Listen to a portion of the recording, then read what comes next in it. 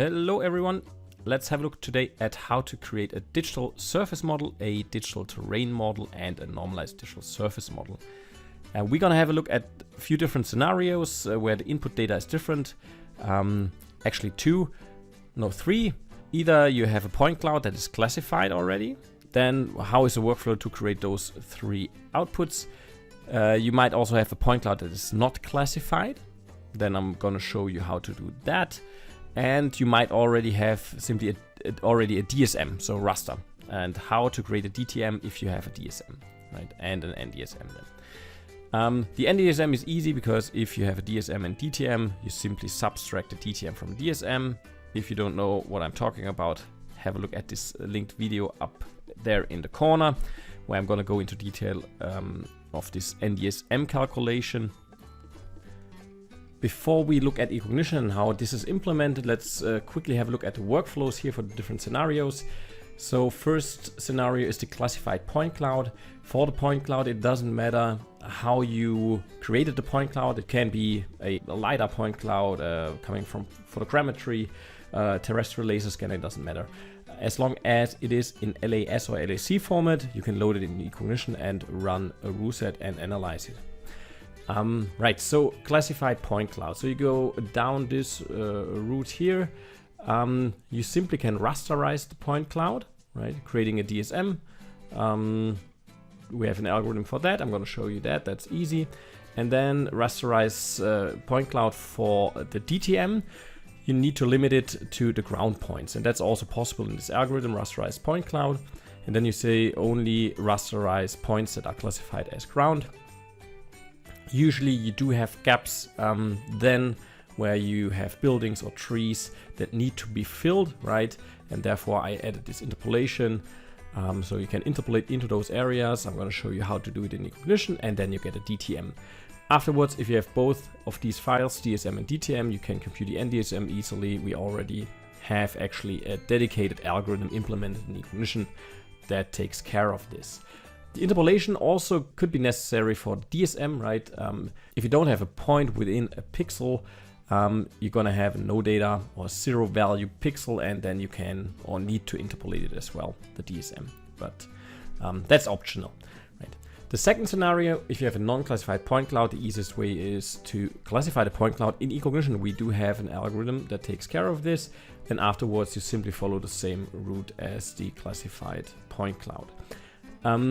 It can happen if you have a classified point cloud, or if you run the classification in eCognition, that the points are not nicely classified, right? If that's the case, if you're not happy with the classification, if the discrimination of ground and non-ground is not perfect, then we're gonna have a look at the scenario 3, where you have as input only a DSM. So if you're not happy with the classification or it doesn't work, simply create a DSM based on all points on the elevation and then follow the scenario 3. And we're gonna have actually a RuSet. I'm gonna show you a RuSet that takes care of creating a DTM based on a DSM. And the idea behind that RuSet simply is to classify all flat areas as ground and then interpolate from those ground areas into the surroundings, creating a DTM. And then you have a DSM, a DTM, and you can compute the nDSM.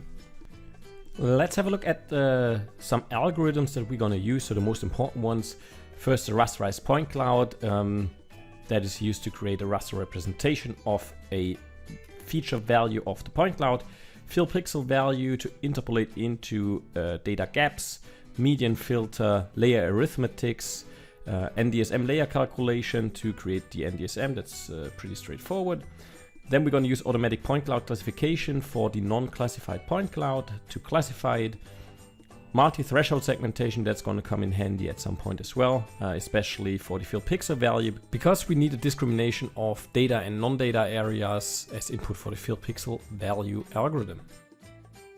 All right, so point cloud with classification. If you open the data folder, all the data is going to be provided.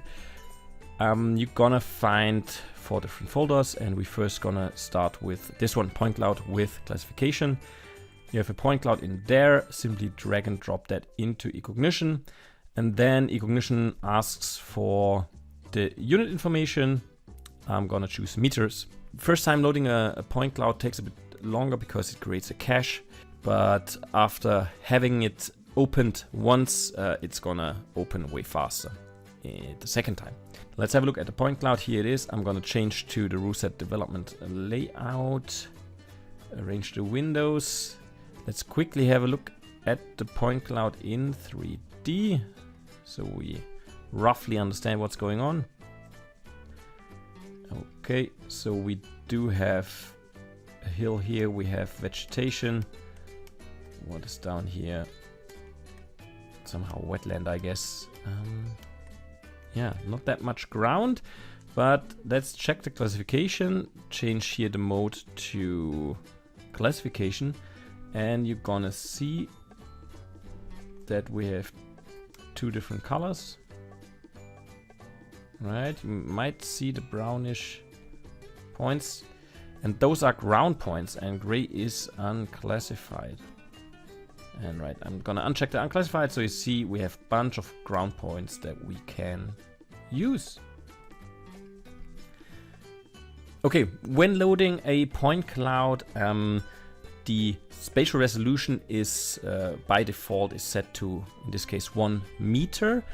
If you want to change that, simply go to File, Modify Open Project, and change here the resolution instead of 1 meter to whatever, 60 meters or 0.25. Okay, I'm gonna leave it at 1 meter. Otherwise, I'm simply gonna increase the number of pixels to a very high number, and that's gonna take longer. So let's start. First step is DSM. So we checked, and our point cloud is classified, right? Which is nice. So what we can do is, I'm gonna add a new process. First name it create DSM. Gonna insert a child here, and now I'm gonna look for this rasterize point cloud. And now, simple thing that we have to change is we have to adjust the point cloud, so which point cloud we want to use. In our case, it's layer 1. That's the only point cloud we have. We're not interested in region. Class filter, that's gonna come in handy when we're gonna create a DTM. But let's leave it at none and simply use all the points. Point field, that's important. We want to rasterize the C coordinates, so the elevation information. And operation average, I'm gonna set this to maximum. That means it will, if multiple points fall within the pixel, it's gonna take the maximum value. And output name is DSM. Let's leave the rest default, hit execute, and let's see what's happening. Right. We created an additional layer in the project. Let's display that one and maybe go for false color. So that's a digital surface model, and you can see those blue pixels actually have 0 values. The reason for this is that there are probably no points. See, we don't have any points here. That means it couldn't assign a value to those. We could simply overcome this by increasing the kernel size so it looks at a larger area for this rasterization, right? And then it should actually close those small gaps. Let's display it again. Right, now it's gone. And yeah, that actually looks already pretty good. That was the first step, creating a DSM. And I'm gonna simply copy and paste this one and rename it to DTM. For the DTM, I'm gonna change the output layer name, of course, to DTM. And now the class filter is important. I only wanna use the ground points, right? This point cloud is classified already, so that's what we're gonna do. And yeah, let's leave the kernel size at 3, and you're gonna see that we of course gonna have gaps, well, not of course, but we have way less points than before, and my guess is that we have gaps, and you see all the blue, dark blue areas are actually gaps. Again, I can display that. I'm only displaying the ground points, and if I zoom into this area, you see, yeah, blue, we don't have points, right? That's 1 point. And that means there's no information. So how can we overcome this so to say, issue, we have a algorithm called fill pixel values. And that's gonna interpolate into those areas. And what we need before we use this algorithm, actually I'm gonna link this a video up here where I'm explaining this algorithm in detail. What we need is a classification or objects that represent areas where we have data and an object with no data, so the algorithm knows which areas need to be interpolated and where the information is, right? So I'm simply going to use the multi-threshold segmentation on this DTM layer. And threshold is going to be 0. And everything above that is actually information, and everything equal to 0 or less than 0 is going to be put in the class unclassified. And that's our no data area, right? So I'm going to give that a green color. Hit execute. There you see. So this is unclassified, black area, and green is data.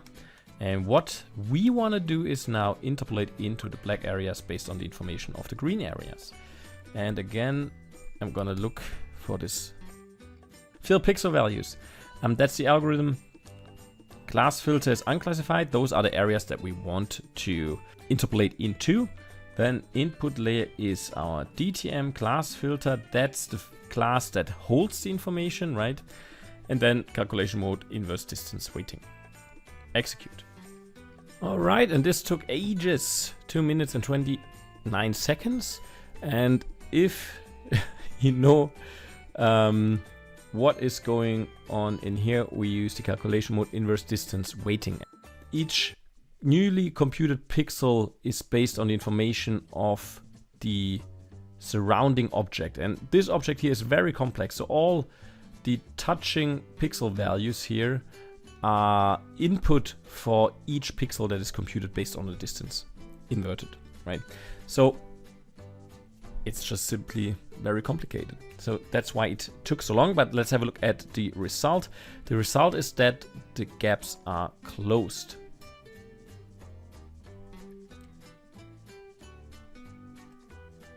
And that's the final result of the DTM. What actually you could do to improve the performance is increase the kernel size. Let's go to 7. And you're gonna see that we have way less gaps. You're gonna introduce some artifacts, but yeah, that simply depends. And now I'm gonna run it again and see how this will improve the performance here quite a bit. So just less than a second. Another approach is, let's go back and choose 3 again here. And execute this one. Have a look at DTM. So we have the gaps. And before we do the multi-threshold, I'm gonna insert another raster calculation here. Where is it? Pixel filter 2D. And I'm gonna choose morphology as filter, and then as input, output layer is gonna be DTM, input is gonna be DTM, and operation instead of open, we're gonna use delayed. And we're gonna choose 3 iterations. And that's gonna use delayed. More or less, it's gonna grow from the information that we have into the surroundings. Let's execute this, and that's also going to reduce the number of gaps and therefore the area that needs to be interpolated afterwards. Multi-threshold to get the objects with data and no data, and then running the fill pixel values algorithm. And that will be the final result. Now, last but not least, the nDSM, and we have an algorithm called nDSM layer calculation. And you simply define the DSM layer here, the DTM layer here, and leave the rest default, hit execute, and then you have a normalized digital surface model. Ground has 0 values, or should have, and trees or elevation or buildings, stuff like that, has positive values. I think what I noticed here is that we have negative values, right? Could be based on the point cloud or on the interpolation methods that we've used. To clean that up, you simply actually can use the layer arithmetics, and you can say that all the values that are negative, set them to zero, okay? And the settings that you have to use for this is here, choose the layer, nDSM. Let's say minimum, that's the minimum threshold, maximum input value is 0. Setting here minimum maximum means that it looks into this nDSM layer, only checks this range, and if a value is in that range, it's gonna set the value that you define here. So in our case, 0.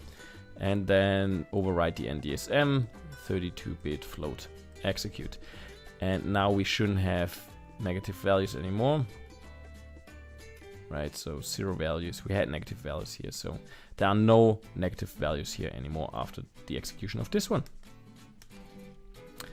All right, I'm gonna save the rule set into this rule set folder that you have in the data folder, and you can use exactly the same one in your project, okay? You can load the point cloud and then drag and drop the rule set and simply run it, and then you have this result. All right, second scenario is having a point cloud without a classification. So I'm simply gonna hit the second X button here, gonna close this project, save changes, no. And in the data folder, look for the point cloud without classification and simply drag and drop this. Gonna choose meters again. Let's display the point cloud.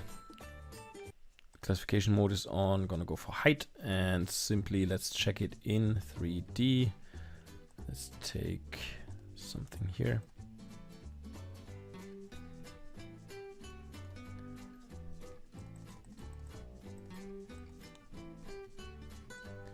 So we have buildings and trees and ground. And this one should not be classified. If we go to classification mode, we have a classification class 13, 14. Okay, does not look very meaningful. So what I'm gonna do is I'm gonna load the previous rule set that we've saved, create these DTM and so on.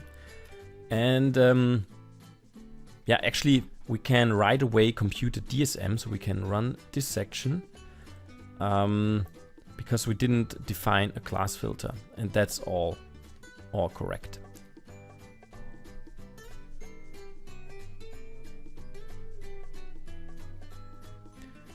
Okay, let's display the DSM. So digital surface model, right, looks good. Now for the DTM, right, we previously used the ground class, but in this case we don't have a ground class. So before we create the DTM, we need to classify the point cloud. And we do have an algorithm that takes care of this. Let's see if here, automatic point cloud classification. And yeah, layer 1 is the point cloud that we want to classify. Leave everything default and hit execute. Okay, so it's done. Just gonna put that into classify point cloud. You see we have different classes. Let's display the point cloud and see if they make sense. So we have created never classified, so points that it didn't know where to put into. Green is low vegetation, so they're not that meaningful, but actually if you check ground compared to the other two, ground is actually nicely classified, and ground excludes the elevated features like trees and buildings, so that's something we can simply work with. And now we can go into this create DTM that we created before, leave all of that as it is and hit execute. And that's going to create a DTM based on our point cloud that we've classified now in eCognition. Let's display the DTM. All right, as expected, we have gaps. We can run the same thing as before. classify areas with data and areas without data, and then use fill pixel, the fill pixel values algorithm. And that would be the final result. Let's try again. I don't like those bright spots. I think those are probably resulting from points that don't belong to the ground class. Okay, to improve actually this rasterization, I'm gonna go for operation instead of maximum. We should have done that before, but that's how you learn. Actually, set this to minimum for the DTM. That makes sense. You want to have the ground, right? So instead of maximum, we're going to use minimum, and we're going to create a DTM. Kernel size 1. That's simply to get a crisper initial result. Here we go. And now I actually don't want to run the pixel filter 2D. I'm going to set this to inactive. I'm going to right away run the multi-threshold, and I think it shouldn't take too long here to interpolate into those areas. Okay. And to improve the result, I'm actually going to run a median filter to smooth it a bit. I think it makes more sense to do it for the DTM instead of the DSM, right? Input is output, DTM as input, DTM as output. So we're going to override our layer, and we're going to use a kernel size of 3, and number of cycles, I'm going to set this to 2. Execute this, and it looks a bit more mushy. So that actually looks good, I would say. I'm going to run the create nDSM. And let's have a look at this one. So we have ground area, very low values, and the elevated, we have positive values. And what I want to do here is, because I think all of this is ground and it has an elevation of like between 0 and 1, simply to clean it up here, I'm gonna set this range here where I do the layer arithmetics, input layer nDSM, and look at this range. If the pixel values fall within that range, set the value to 0. So I'm actually going to set all the values between all negative values and values until 1 to 0. Right, and now all the ground here is 0. Yeah, that was it. The second workflow, having a point cloud without a classification, simply adding this automatic classified point cloud. So I'm gonna save this rule set as well, so you can load it and have a look at this one too.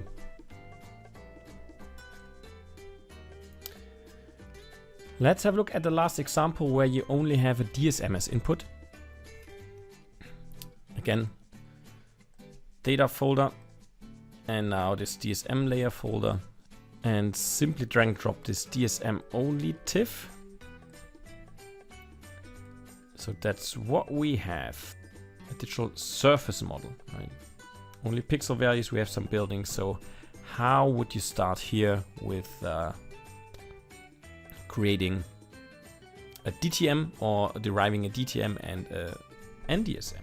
What we will do is load a rule set that has been developed, not by me, by a colleague, which actually tries to find flat ground areas, classifies those, and then use those to interpolate into the surroundings, which means into the areas where we have buildings or trees, to create a terrain model, and then actually we have it. So right click in the process tree, load rule set, and in the rule set folder, so data rs rule set, you're gonna find this rule set called DTM creation based on DSM.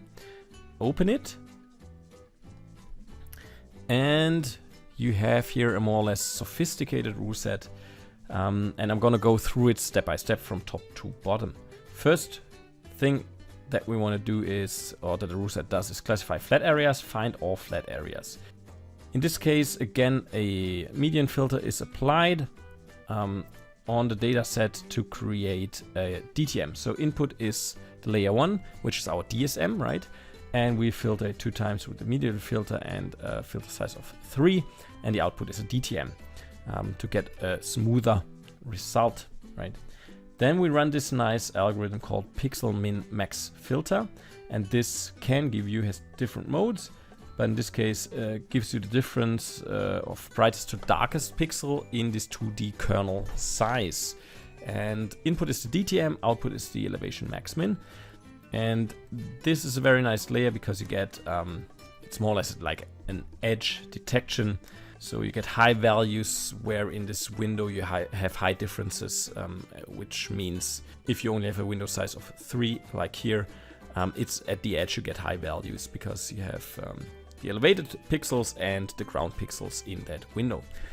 And we actually use this to do a multi-threshold segmentation, this elevation max min layer. And we say we use a threshold of 1, everything that's below 1 is ground, everything above that is unclassified.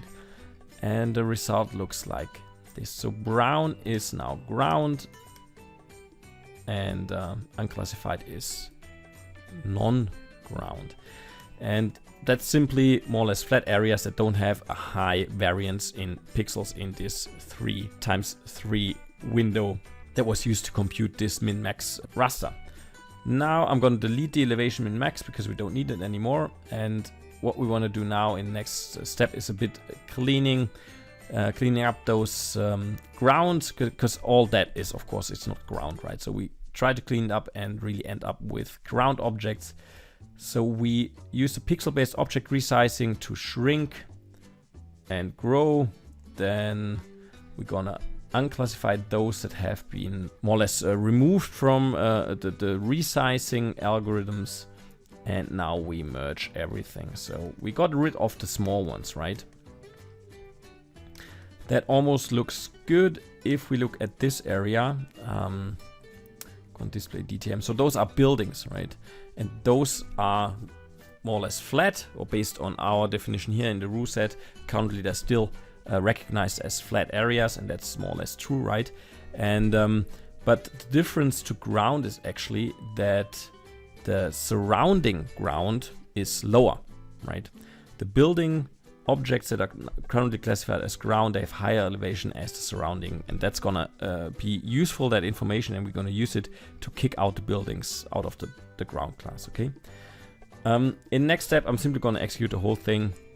It's actually taking care or improving the objects to avoid having big non-compact objects. So what we're gonna have is compact objects that are fairly small, right? You see it here, so we split the object into compact objects because it looks at then a more regional scale in the next step, where we actually want to use a more local scale to determine if those objects are really ground objects. Okay, analyze the border of the current ground candidate. If the elevation difference to the neighborhood is too high, then it is not a ground. Okay, that makes sense, right? So what we're doing here is we use coating. So we grow into the surrounding and create this temporary class. Then we do a chessboard segmentation. And you might ask yourself why we are doing a chessboard segmentation in this new class here, in this temp class. The reason for this is the next step here. So we're using assign class, and the idea is to kick out ground objects that are not ground based on several conditions, right? So we're looking here at the class for the ground, and if those two conditions actually are true, put it into unclassified. And what are we using here? So we're using a feature called portion of lower value areas. If this is greater than 0.2, and type connection here, and the mean difference to lower values is greater than 1. If both of these conditions are true, it's unclassified, so it's gonna get unclassified, this object. And yeah, those features are relational features that represent the more or less relation between the ground object to surrounding objects that are classified as our temp class. So actually it evaluates for each object the surrounding objects that are classified into that temp class, and then decides if this gets into unclassified or not, or if it's really ground. And now, yeah, why did we do a chessboard segmentation? It's simply, let's have a look at another one, this big object here. If we do not create a smaller image objects here in this temp class, it will simply use or get the value of the whole object, right? So it will compare this object to the mean, for example, of that whole temp. But doing a chessboard segmentation in here, you get more statistics. You get actually the mean of all those small objects within a certain distance, actually. And that's what we are using here. So relational features, those are the two that we are using: mean difference to lower values and portion of lower value areas. Let's have a look at those. They can be actually created in the feature view. If you go to customize features, create relational feature, you can create those, and those two are already created, so they pop up here. But we're gonna simply right click here first onto the mean diff to lower values and click edit. And here you see the interface where you can create a customized feature. So you can give it a name, then relational function concerning neighbors, subobjects, superobjects, subobjects of superobjects level. We are looking at neighbors, and we are interested in the mean difference to lower value. So what is the mean difference of the ground object to lower values in this feature, the mean DTM? You select it here, and here's the class selection of that class. So it only compares it to the temp class. And now I think it makes sense that we have created smaller image objects, right? Otherwise, we would have here simply one value of a very large object that might go beyond the surrounding of our ground object. And here, that's the surrounding, so that's the buffer distance 30. So it looks at image objects that are classified as temp class in a distance of 30 pixels concerning neighbors, right? And then it computes the mean difference to lower values. So it only looks at the low values, computes the mean difference to the object in this feature. Sounds complicated, it's very powerful, it's awesome. So relational features are awesome. What about the other one, portion of lower value areas? It's more or less the same, it's also a relational feature. It looks at neighbors, portion of lower value area in this case, and distance is 100, mean DTM and temp class 0, 1.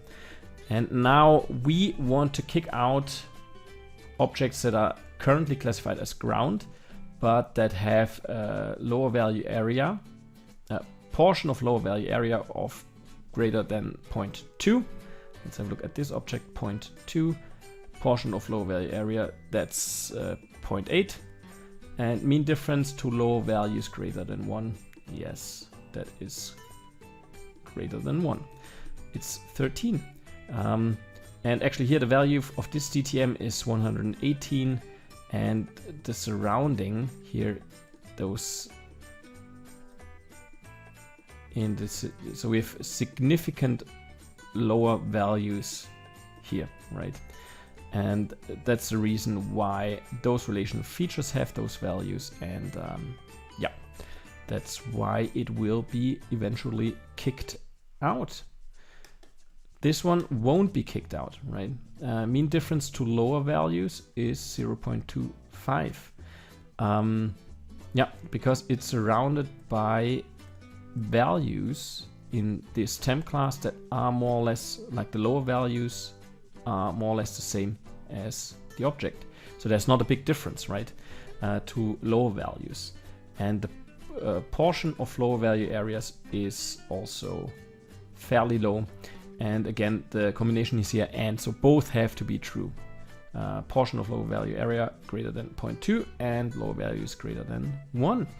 Now let's execute this, and that should kick out trees and also buildings. Right, you see here, those were previously classified as ground, and now we kick them out based on those relative features that are looking into the direct context of the objects. And yeah, we use those two features to kick them out or to classify ground. And this section takes care of that. And then a cleanup. We're putting those objects that we've created into the class unclassified, and then we merge. And that kicked out all the buildings, you see? And we should have only left the ground class. And now, same step as before. We're gonna interpolate values from our ground into the surroundings. So first thing we're gonna do is we're gonna update our DTM layer, and all objects here that are unclassified fill in the value of 0 in the DTM. So everything that is here transparent gonna get the value of 0, and we're gonna override the DTM. All right, so we should only have values for the ground, and all the rest is now empty. And again, now we want to interpolate from the ground into the surroundings. In this rule set, there's a different approach. Have a look at it in detail, but actually what we're doing here is we define a kernel size of 3, and then we loop those 3 next child processes here. And we first use the algorithm convolution filter with the type Gaussian blur. And yeah, that's the kernel size. We use the variable that we've defined before. And class filter are those two classes. So temp class 01 and ground. Input layer DTM, output layer DTM. So we're gonna grow from either ground or temp class into unclassified. Let's execute this one.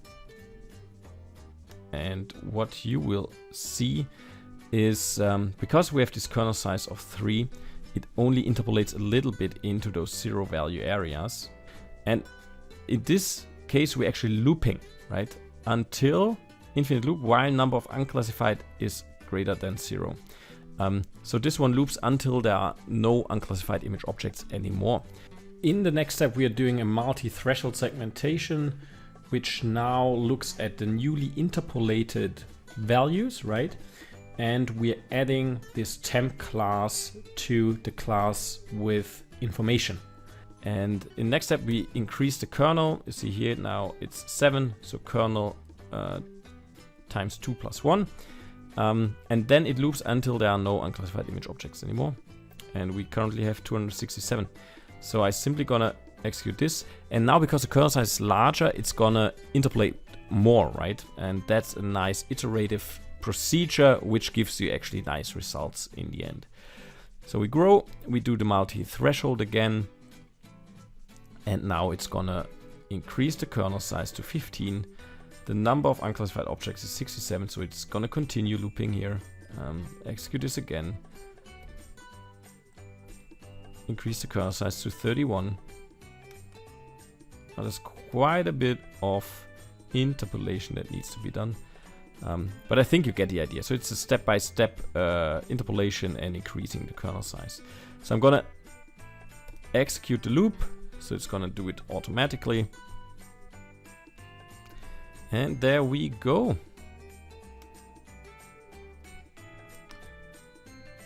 Final refinement. Again, applying some blur to the DTM.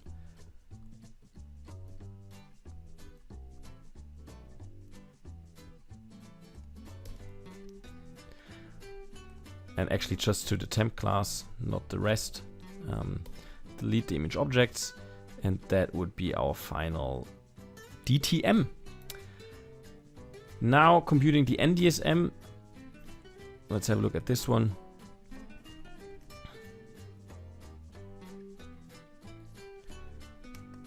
And gonna run a median filter just to smooth it a bit. And do the layer arithmetic. So values that are lower than 1, I'm gonna set them to 0.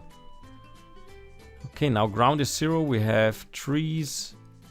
That looks actually pretty good. Those are the buildings. And now just for fun, create a point cloud. So we can create a point cloud based on the nDSM. What you need to do is a chessboard segmentation, so you can create a point for each object, right? So that's why I do a chessboard of 1. So every pixel creates a point for the point cloud. Then I'm gonna use the create temporary point cloud. Just check the settings in the rule set, execute this, and that's just for fun, right? For me to see if it looks good. And let's display the point cloud. Uncheck the classes. Alright, so that's the final result. That's the point cloud. Let's go into detail. Let's maybe have a look at this corner here in 3D.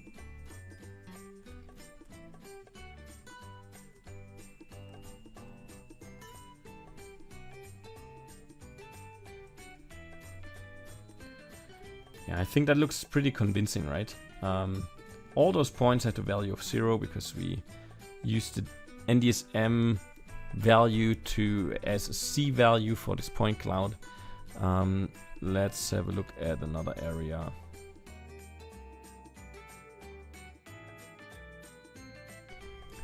And yeah, I think that looks pretty good. All right, so that was the last scenario. We had 3 point cloud with classification, point cloud without classification, and DSM. And again, if the point cloud classification doesn't turn out nicely, you still can simply create a DSM and then use this workflow here, trying to classify flat ground areas, or somehow extract ground and then interpolate from ground into the surroundings. Again, this fine flat areas and stuff like that, that's not my creation. Someone developed this. There are million different approaches to get to a DTM. You might have a better idea which gives you better results, more accurate results. Share them, let us know, and we are happy to learn as well. All right, that's a wrap. That's the end of this session here. Thank you very much for watching. Have a look at our knowledge base or ask questions in the community if something is unclear. Or if you want to have additional material, have a look again at the knowledge base. You're going to find a lot of cool stuff there. Again, thank you and see ya.